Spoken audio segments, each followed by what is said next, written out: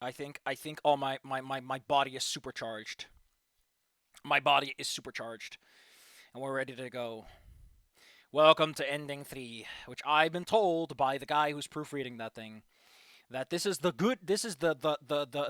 ethically correct ending, where the story kind of makes sense, as it were. Don't mind me. I'm gonna do what a lot of streamers do nowadays. I'm just gonna let the game play itself while I'm over here reading a fanfic. I'm not wasting your time. You're wasting mine, really. All right, enough lollygags. But 30 seconds. Just the recording started. Taking a deep breath, I reiterated what Olivia and I had told our former art teacher back when he had saved us from the blonde bitch currently glaring daggers at me. From the moment Mia took Olivia away, from finding them in the classroom to when she slapped herself in the face with a glitter-covered poster. However, I decided to stretch this truth about why Mia was in the classroom with Olivia and only mention that she was harassing her. No! Is that what ending 4 is about? Ending 4 is like, actually, the last thing Olivia needs is to be interviewed about her own involvement in all of this. Yeah, I guess that's fair enough. I did my best to remain collected, but recalling everything that happened somehow reminded me of how Yadakin had always tried to look out for us. My throat dried out as I continued on in spite of my faltering voice. Yeah, that's me, man. That's me after a stream, and I deeply regret voicing all this bullshit. Yeah. Look at this beautiful. Inco has 5 full points. He has every single smacker. By the time I finally get to the end, I sound more like a squeaking hinge than a person. Mr. Nito. Principal Scaler's voice brought me back from my memories and into the room. Mia was sneering at me, and Ben's brows were knitted together in worry. And the principal... Thank you, that is all I needed to hear. She moves around her desk, the sheets of paper she'd been looking over in her hands once more. The principal stands directly in front of us, now with an unreadable expression. In addition to the report itself, Ryadakan left behind his account of what happened. In it, he describes Mia's actions as openly hostile and intentional. Actions that were only interrupted once he used, Scalar's sighs in astonishment. Once he used the estrus taser. Oh my god, it has a name! However, it seems that Mr. Yadakan left things out of the report. There's no motive for anything that happened, no matter who was at fault. Every single time I see your head, Scalar, we need to talk about this. Every time I see your head, Scalar, I'm like, oh, your head faces that way because the horn always goes backwards, like a swept back thing. It doesn't, and it just confuses my brain that your face is a boomerang, but not in the fun direction. I'm not sure why he'd leave something like that out, but as it stands, there are far too many unknowns here for my liking. Now, I would like to give the benefit of the doubt, especially at a time like this, but given the extent of the destruction and the previous... So Mia was canonically horny. For someone who thought that I was shipping Mia and Principal Spears, when that was entirely about them as characters existing in the same space because of Spears' straight-laced attitude and her more loose stuff. You sure dropped that bombshell. You sure brought that one up. The fact that Ben has his hands in his pockets is one, artist being lazy, which is weird since Inco has both of his hands visible most of the time. Also Mia, technically. But, like, you're sitting in a chair, my man. This is so awkward. She's been struggling, ma'am. Besides, making a big deal of this during an audit is not going to be a good look for the school. I'm finding it hard to believe that your intentions here are completely professional, Mr. McKnight. He freezes like a deer in the headlights. Scalar grumbles to herself, placing a hand on her head while we all await the verdict. I feel bad for her, between the mountains of paperwork and half a dozen mugs. Why does she have multiple mugs? Why don't you just have one mug? You can refill the mug. It's easy to tell she's overworked. It would bring me no greater relief than to have you expelled out of my hands. What, who, Ben? Yeah, I'm big mood man. Unfortunately, I don't have the time or the energy to deal with this. Mia, you're suspended for 3 days and I'm marking your record again. So if you three don't mind, leave my office and leave me be. She doesn't even look up at any of us. I turn towards Ben, who looked both scared and relieved. Also, his glass... Okay, here's the thing I want to point out about Ben. Ben's glasses are remarkably reflective. I guess it's because with Naomi, I kept forgetting she had them. And Mia, who looks positively overjoyed. Practically skips out the office without another word, leaving both Ben and I to stare blankly for a few seconds. Hello, Mo. I said all those mean words about you, but you still showed up. Well, that just egg on my face. Another glare from Scalar sends us both out of the room and on instinct. Who is that man in the background? Is that Don Quixote? He looks a little like Don Quixote. You know, with the spear and all.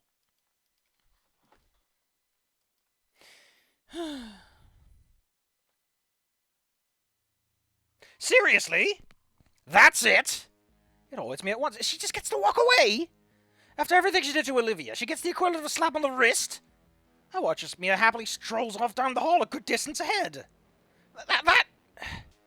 Inco, are you okay? I'm okay. Ben, what the hell are you thinking? On top of everything else, between our teacher dying and what Olivia's been through, could this not have fucking waited? No, Olivia? Is she alright? She crashed her wheelchair. She's stuck at home. She can barely leave her room, let alone the house, and you're out here playing games with interpersonal drama like a schoolchild. Ben, I am sorry. Are you? 'Cause here you are, dragging me halfway across the school so that crazy bitch can use me as a scapegoat when I just want to go home. And you're helping her by being her lawyer. Holy shit, dude, I used to have respect for you. Look, okay, I want to point out, some people told me that at some point, they just... I think this is that point they talked about with Ben. Look, it is not like that. What just happened? I thought something happened up here, but I guess not. Then how is it? It is hard to explain. She, You know what? I'm already drained out of the energy to spend on this. Inco, nobody's actually in trouble. It's fine. My withering glare does its job as Ben reluctantly backs down. Look, it is just for the best for you, for Olivia, and... I can't believe this. Now I know why Olivia hates you. I feel cruel satisfaction as my words lash at Ben, his face growing more distraught. Get your shit together, man. You know what they say, bros before hoes.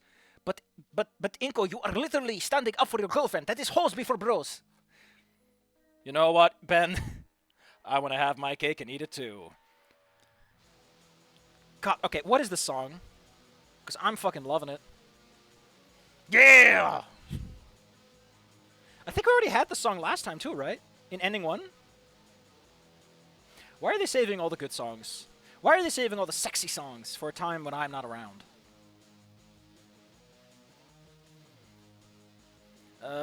This would probably be Semia.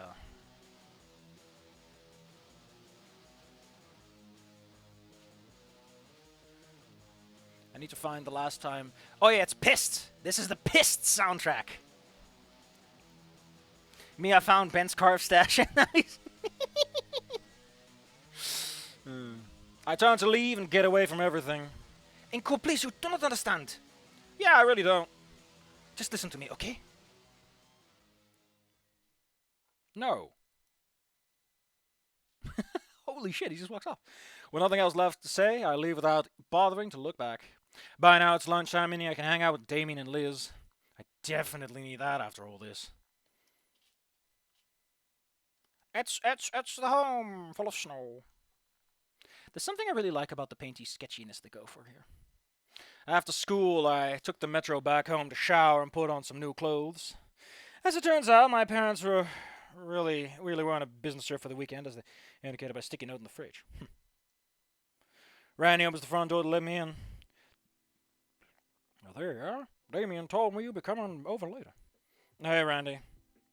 God damn it, it's the fucking...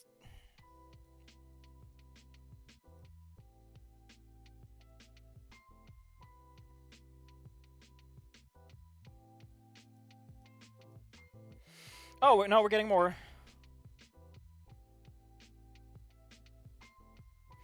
God, that whole thing with Ben and me really... Oh, is this the same thing? I don't even know.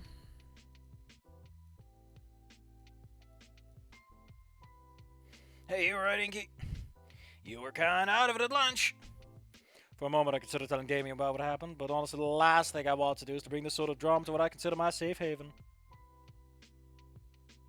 Would I play Vampire the Masquerade Bloodlines for the channel? I don't even know, man.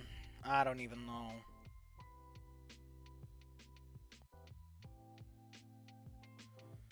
No!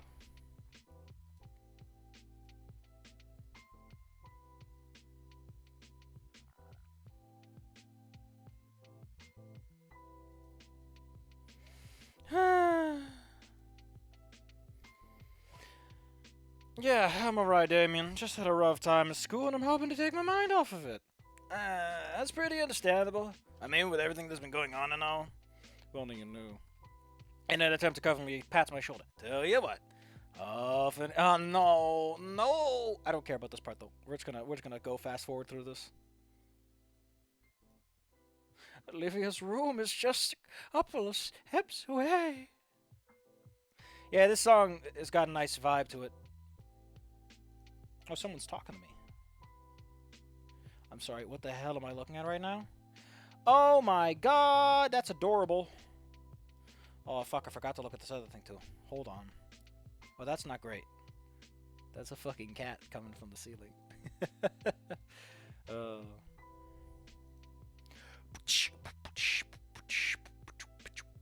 Oh, man, it's a possum lady with a bunch of possums on her back. I love possum. They're cute. They're little bingoids. Each one stares. Jesus. Feel like I'm. Chronicle, you just gotta knock. It's me, Olivia. Damn you, brain. Stop thinking about holding hands. The floor, Inco. It's covered in caltrops. She really doesn't want that new chair. Let's see blackness. Oh, wait. We're at ending 3, right? Yeah, we are. I might as well put that away, actually. Olivia? The room is extremely dark, and the only source of light's coming in from the entryway. I have to take my sunglasses off and attempt to better see through the darkness. Olivia! Olivia, what the heck happened here? Why is it so dark? I make out Olivia's shape on the bed. It's the Cyclops look she loves to rock. No reason. It makes the caltrops more effective. Just been playing games all day in the dark. Thought it'd be fun. Well, I'm turning on the light. No, don't you ruin it. The room flickers. Oh, look, she painted her thing and everything. That's not... This isn't video games. This is homework. Olivia's bed has been rearranged into a nest of blankets with her at the middle. She lies curled on her side with a multitude of old sketchbooks and loose papers piled around her. Quite the setup. Well, that's cute. How to get so... Olivia weakly shields herself under the covers. Is this paint? Olivia, did you paint over your window? Yes, I did. And I'm proud of it. Why would you go and do that? The light coming off offended my blackened heart, and the window became a canvas for the new darkness in my life. And now I'm my own greatest work of art. A living piece of despair. Oh, raptor Jesus. Olivia, you want a living art exhibit? You got sad and painted your window black. It's a performance piece. Now turn the light back off. Not happening. I'm gonna sit on your notebook. I go and sit by her on the bed. She leans a little and offers a spot closer to her. You okay? I don't know. I take the spot, feeling the bed sink beneath me. Oh no, they're twice as cozy. They're doubling down on the cozy. Why are they playing the sad song? No!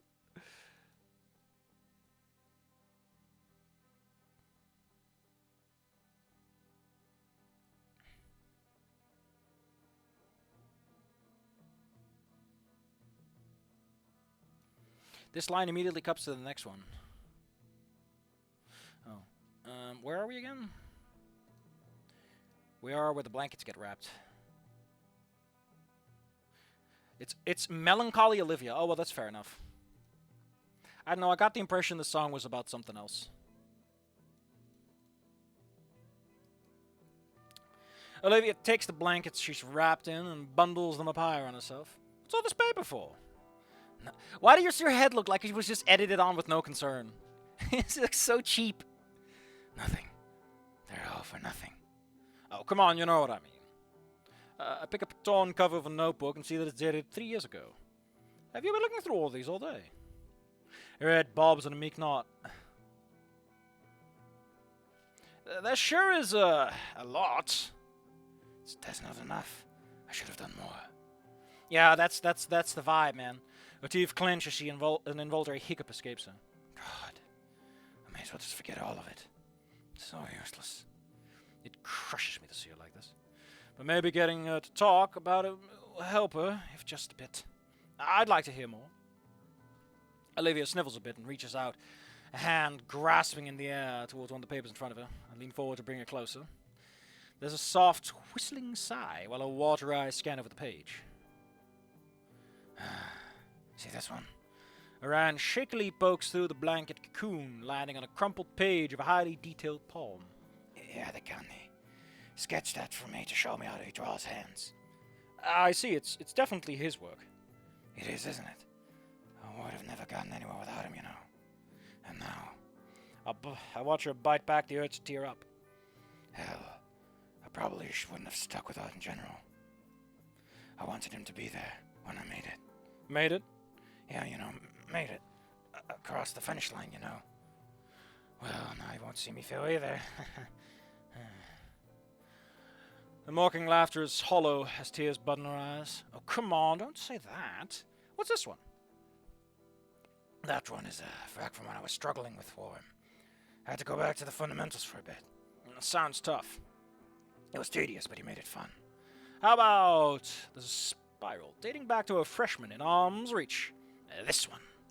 Well, that one's embarrassing. I was barely able to draw back then. I don't judge. You've seen my work. How could I?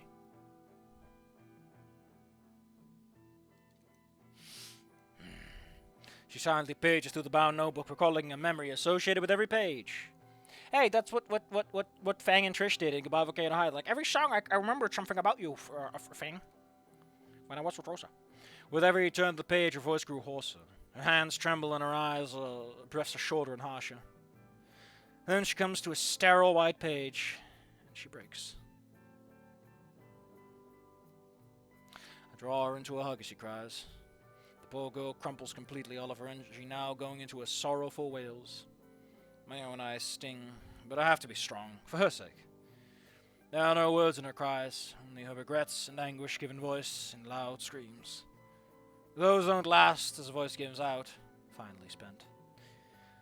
Now she's simply letting tears flow freely into the blanket on my jacket.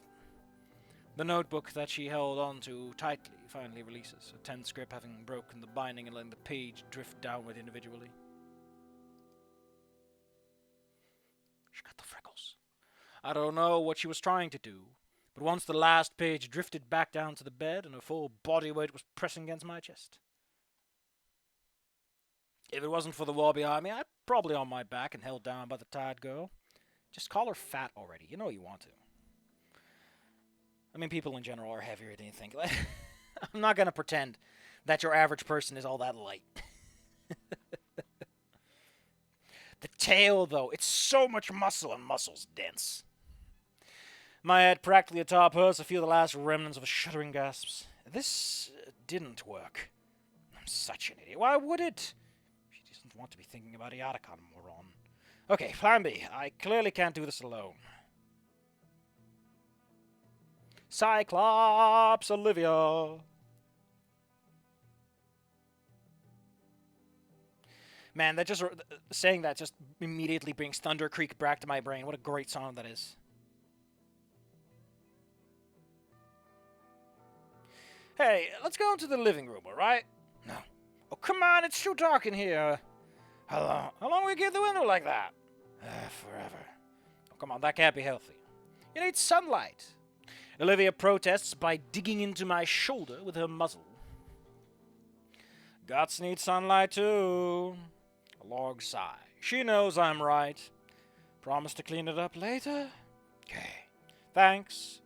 Really, I think we should head to the living room. Will you come with me? No, I want to stay here. Yeah, she does look a bit snakish. Please. Dang it. Can I at least pick out a movie or something from the living room? She nods her head in response. All right, do you need anything else? Wawa. There's some soda in the fridge. Bring some for both of us. All right. I move my legs over to the edge of the bed and hop off. What the hell happened to your knee? What? Did you paint the windows with your knees, standing on your hands?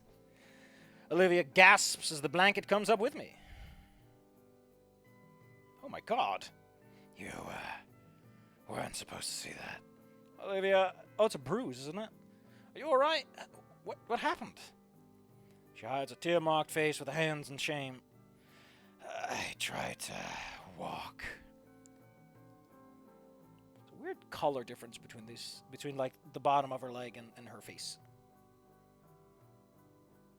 Why is there pencil scratches on the bed like that? In fact, why does this whole thing look like it's cut off?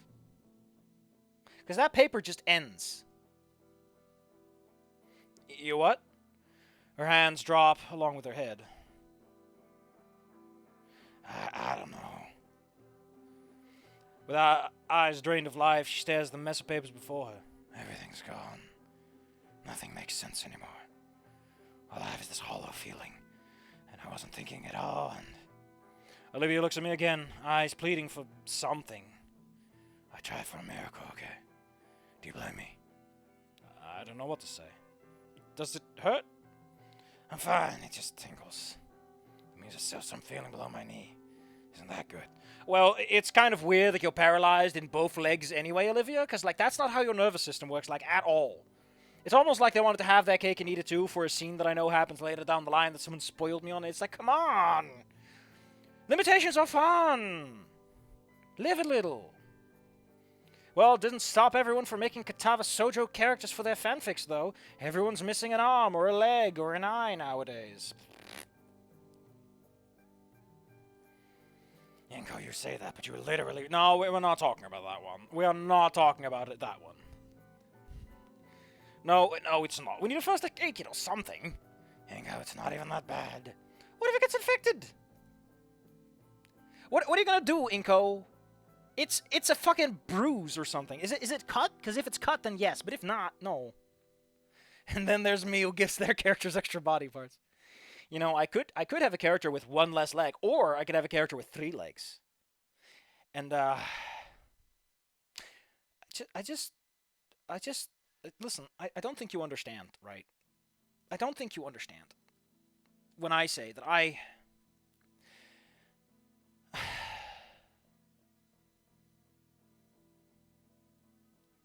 like, I don't know how to put this, alright? The furry fandom is weird. And they will draw things called multi-furs, which are like...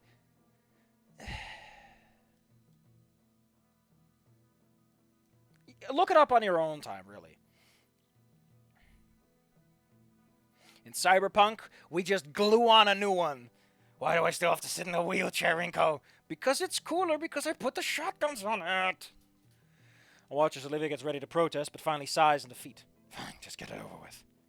I'll go get Sophia. She probably knows that. Siamese twins to the extreme, or tying cop, I guess. Yeah. It's really, really unusual. But I think multi-fur just refers to, like, weird limbs in weird places. Not just, like, Siamese. It's like, you know, 5 arms, 6 legs, but not even centaur-like. No. Why not? I don't want him to know, right? Olivia, I'm not a doctor. I can't even remove a splinter without screwing something up. Yeah, I had a splinter recently, and I found out that apparently it will just magically, over a couple of, like a week or so, will push itself out. It's weird. My monster character essentially can join. What? Olivia casts a look aside. Man, she is not intending to follow up on this at all. Be right back, okay? Olivia softly whines. Like, Olivia, what are you actually losing, right? If they have to amputate it, what are you really losing? You're already in a wheelchair. You can only go sideways. Unless, again, the people who wrote this are trying to cop themselves out of something. I know they're going to cop themselves out of something, and I know it's supposed to be a cute moment, but it is the exact kind of fucking shit that I don't want to see. I don't want a story where the character with the disability gets over their disability like that. Let them fucking have it. Don't pretend that becoming normally able is somehow the goal of a story, the feel-good moment. Some people lose limbs and they will never get them back. They lose parts of themselves, emotionally or physically, and they have to live with that. And they would love to see a character that doesn't get fucking fixed by the end. I don't care how minor it is. I didn't... one of those weird things to be spoiled on when you get down to it. She's going to lose her passing. She's in a wheelchair!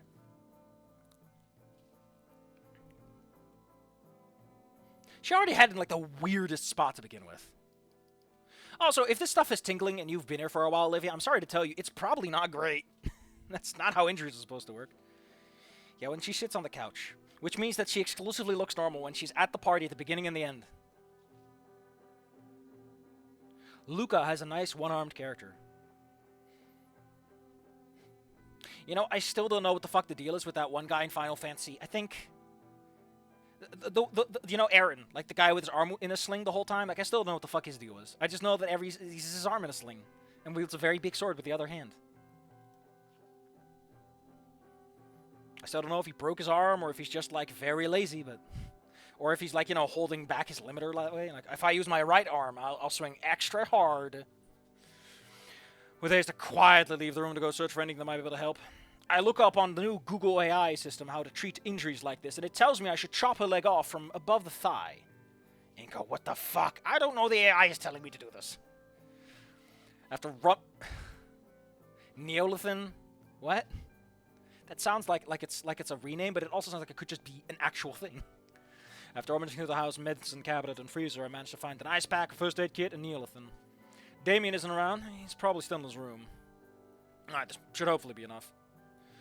I returned to find Olivia exactly where I left her.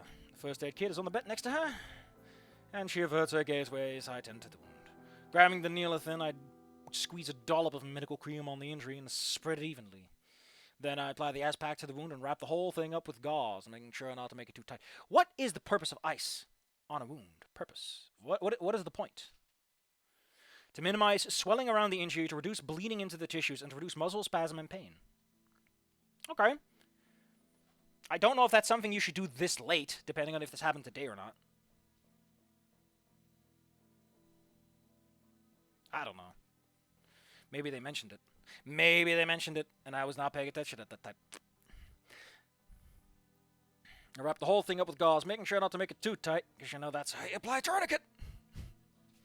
Although my work is clumsy, it takes 3 or 4 tries and maybe 10 minutes to get it right. Luckily, we're not playing Rimworld, and I don't accidentally carve her eye out in a surgical accident. Inco, you're just applying bandages. How did you do this? I don't know. It's a critical failure chance 10%. Again, Jesus, why is your bed so cheap? It's just a square! Alright, I think that should do it. Let me know if it gets too cold. I look up at Olivia to see her still looking away from me, giving her best pouty expression. I know you don't like being taken care of, but I don't want you to get hurt. Yeah, well, it's still weird. I place a gentle hand on the side of her snout, gently coaxing her to look back at me. You feeling better? She tries to look annoyed, even as I use my thumb to caress her cheek. Eventually, the last of her defenses fall, and a faint pain smile forms across her face as she nestles into my hand. Yeah, a bit. Good. With that taken care of, I finally sigh a breath of relief. And now to figure out the next issue. How to get her to the living room. She's definitely not going to do a silly knee walk, not with how her knee looks, and like world's largest grape. Oh, it doesn't look that bad in the picture, though. Like, if it's supposed to look bad, make it look bad. Play it up a little. Like, make it look inflated. It really just looked like her other knee. You know? I don't really see the difference. In fact, it looks smaller, but that's just the shading. That left only one real option. Forgive me, legs, for what you're about to go through. Bridle. Yeah. This is so great. Benefit of drawing a character sitting down all the time, I guess. With utmost care, I slowly stride to the living room with Olivia in my arms. And I can feel her claws dig into the back of my jacket, and I feel bumping against my leg. Getting her through the door was a struggle, but Olivia coaches me through it, and eventually shuts the door with a tail. Damien's laying on the couch, engrossed in some game. He turns to see us at the sound of Lydia's door closing. Hey, there you guys are.